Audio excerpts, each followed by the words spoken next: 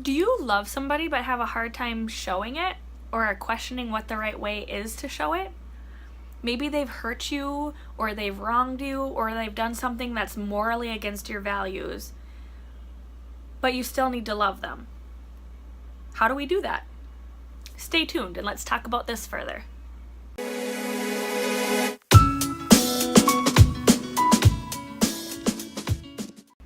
Hey guys, welcome back.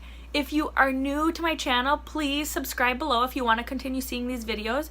If you click the little bell icon, you'll get notifications every time I upload a video. And if you're a returning member here, welcome back. Thanks for coming to look at my videos.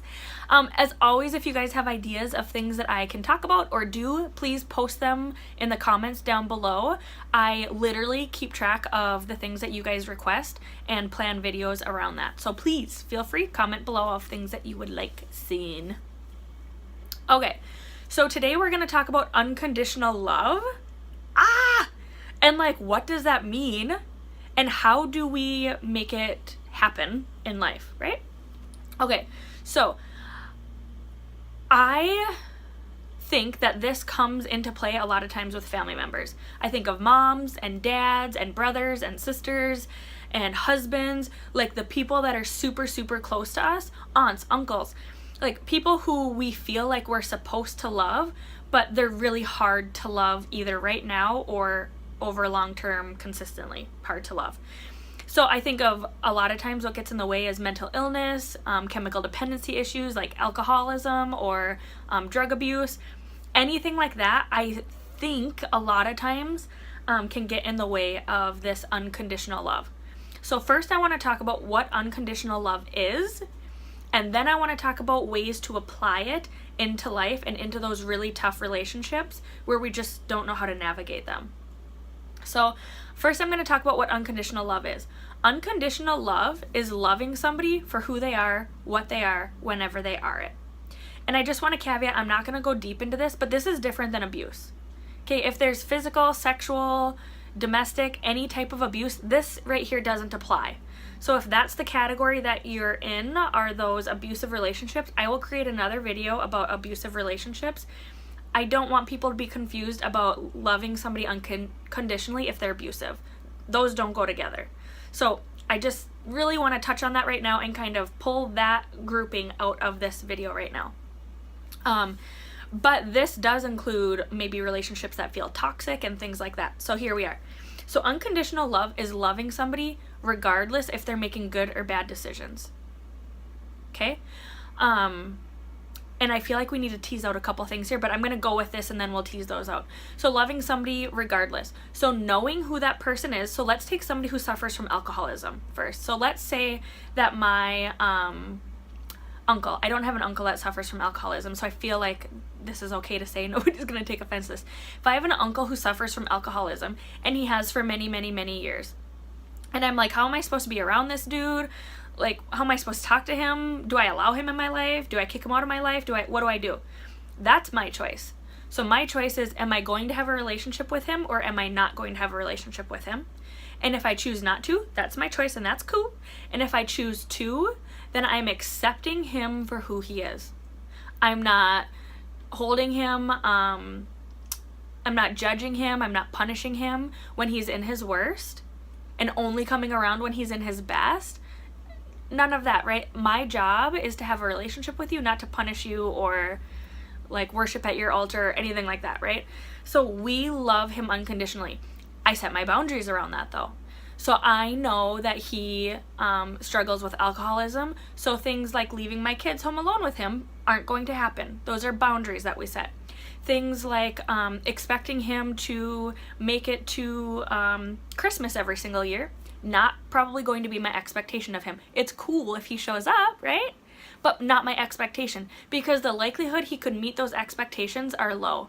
And when I'm accepting him into my life and accepting to love him for who he is, that means accepting what comes along with him. So another good example of this would be with mental illness. So if there is somebody in the family, a husband, a wife, a mother, a father, who suffers from, let's say, depression, we're accepting them for their good and their bad times. So If they're depressed and in bed and really feeling bad about themselves, I'm still sending them text messages of, hey, just want you to know that I love you and I think you're amazing. Just like when they're doing well. Hey, what's up? How's it going? Just want you to know I love you and I think you're amazing. My relationship and my view of them doesn't change just because they're on hills and valleys. Right? That's unconditional love. I accept them with their depression. I accept them for what that comes with. And I accept knowing that there are things that they can and can't do with that illness. So sometimes we'll see, I hear a lot with like moms who struggle with mental illness, and the moms aren't able to do kind of like the mom job that we expect, the mom job we see on TV, the mom job that we see our friends' moms doing, right? But loving a mom unconditionally, if you're choosing for her to be in your life, is loving her through her illness. So if she's not able to be there for you, if she's not able to assist you in ways that you feel like most moms can assist, it's a hard pill to swallow. I'm not going to say it's easy. It's a hard pill to swallow that mom just might not have the ability to do that. And accepting her and allowing her to be in your life is accepting that mom just might not be able to be your go-to person forever. She might not be capable.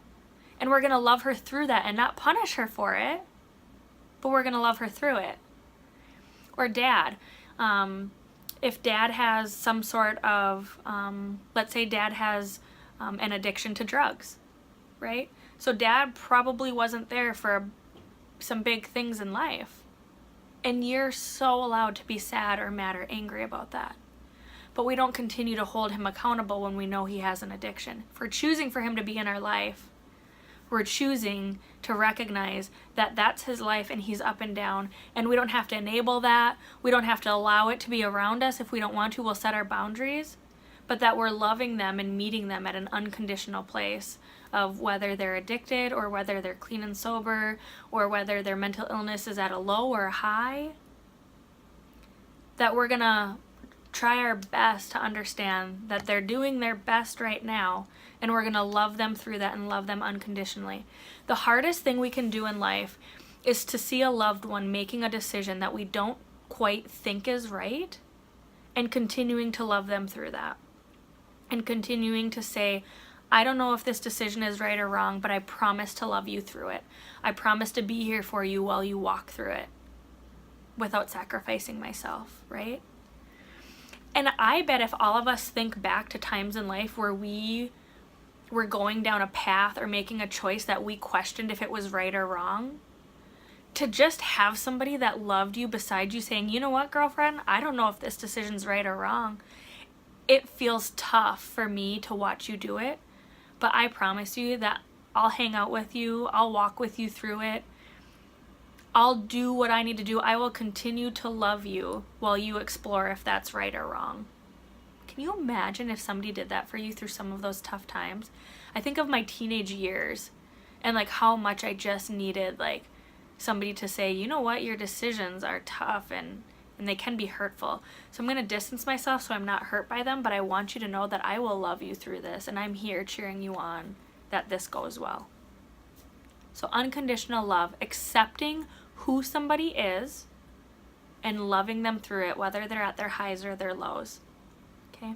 But remember, the first choice is to choose if you want a relationship with a person or not. That is a choice. That is a valid choice. And there are many relationships where, and it's your choice, of course, everything's your choice, but it is a-okay to say, I'm not going to have a relationship with that person right now.